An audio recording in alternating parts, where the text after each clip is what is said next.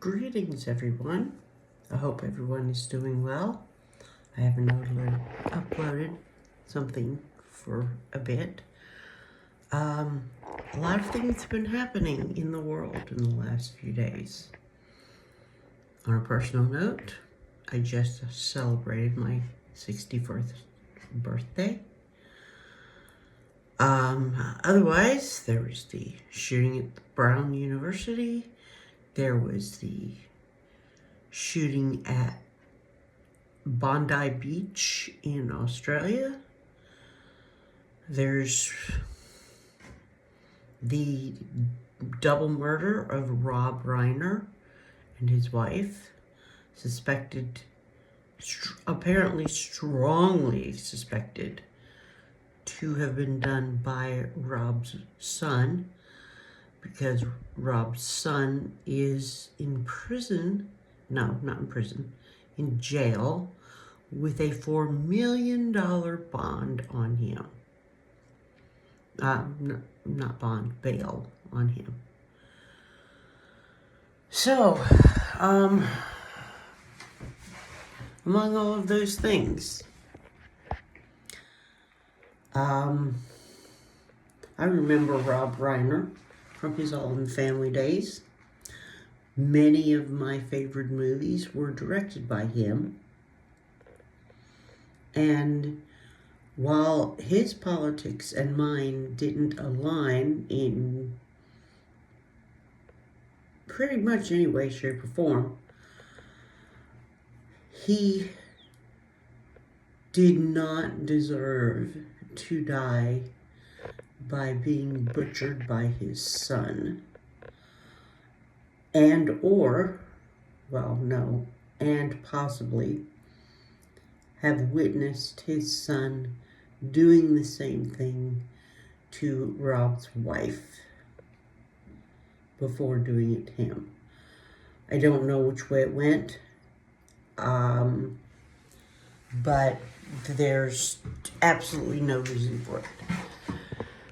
And it doesn't matter what his politics are. Same thing with Charlie Kirk. Does not matter what his politics were. There are people who vigorously condemned people speaking out in vitriol and anger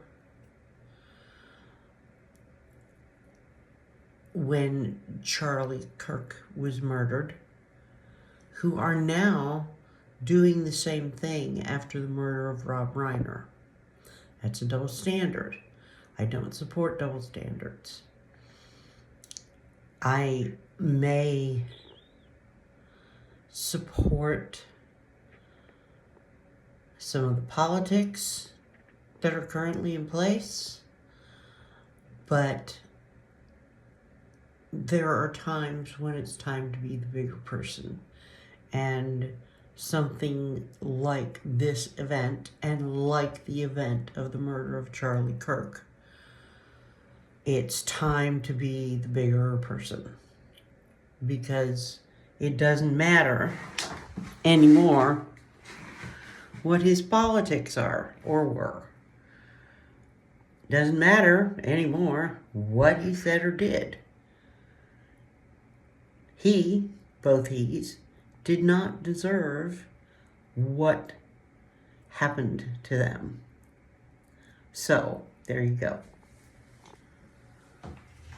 So, then there's the Brown University shooting, of which I must admit I know almost nothing. So there's not really much I can say about it, other than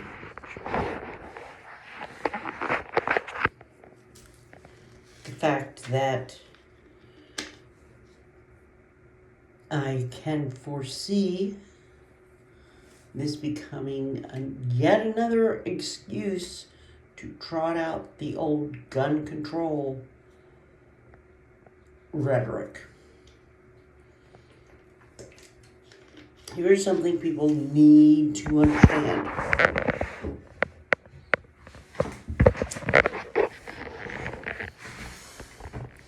weapon control laws don't stop anybody but innocent people. Now, I understand why full-on autos are not available to the general populace. However, people want to infringe further and further and further upon our Second Amendment rights. And every single time a mass shooting occurs in the States, and it may also come up after what happened in Australia, and given that there was one in the States and then a day or two later, one in Australia, it makes no sense. Do you know if you subtracted the top 5 most populous cities in regards to gun violence, people using guns against people, then we would rank 189th in the world in people using guns against other people illegally. As it is, I believe we rank in the top 10. Those 5 cities have the highest gun regulations on the books in the United States. So, then we go to Bondi and the events that happened yesterday. Kudos, serious kudos to the gentleman who rushed towards danger and disarmed one of the gunmen, getting shot twice in the process. He did the right thing. He is a hero and deserves every single positive thing that could possibly happen to him. For the people of Australia and the people of Israel and the Jewish population of the world, I am so heartsore for all of you, particularly the Jewish population and the Israelis, because the Jewish population and the Israelis have been through this an awful lot. They have been hunted and persecuted and killed and tortured and kidnapped for thousands of years for no good reason other than that they are Jews and for some reason people just don't seem to like Jews. I don't really understand what it is.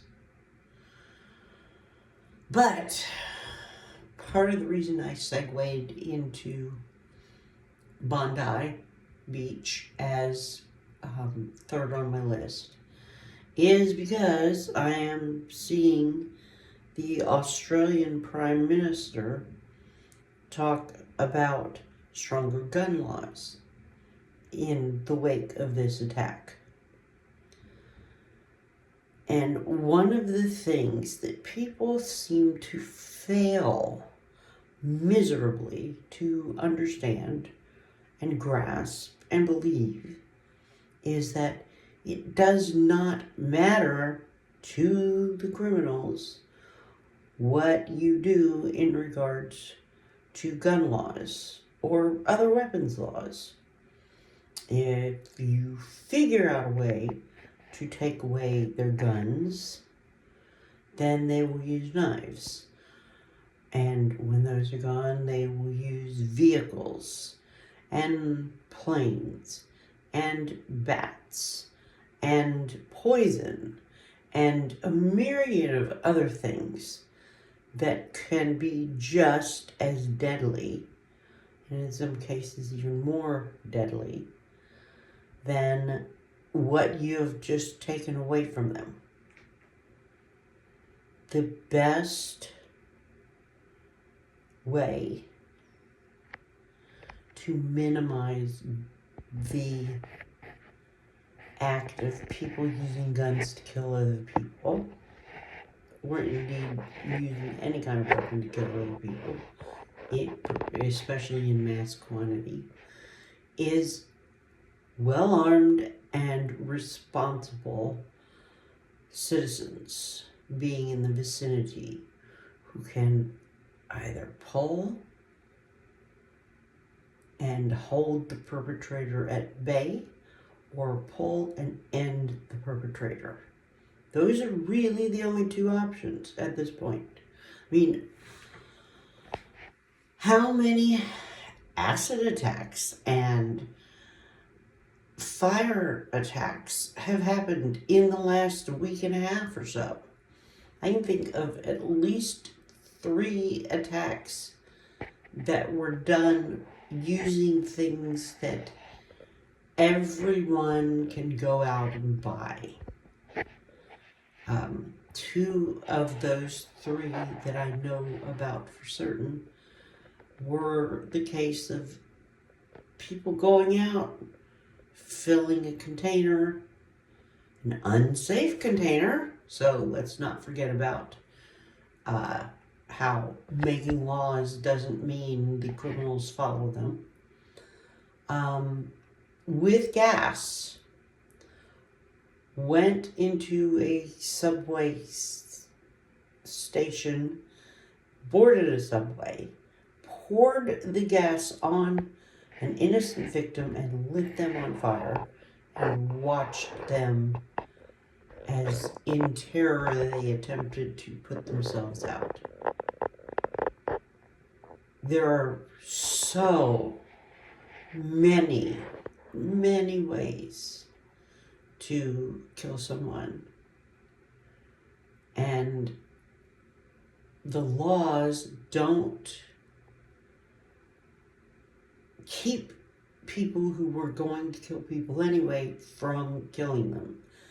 They just make it so if they have been inconvenienced, they just figure out another way to do it. So anyway, that's what I have for you guys tonight. Sorry about the weird camera work and the bad lighting.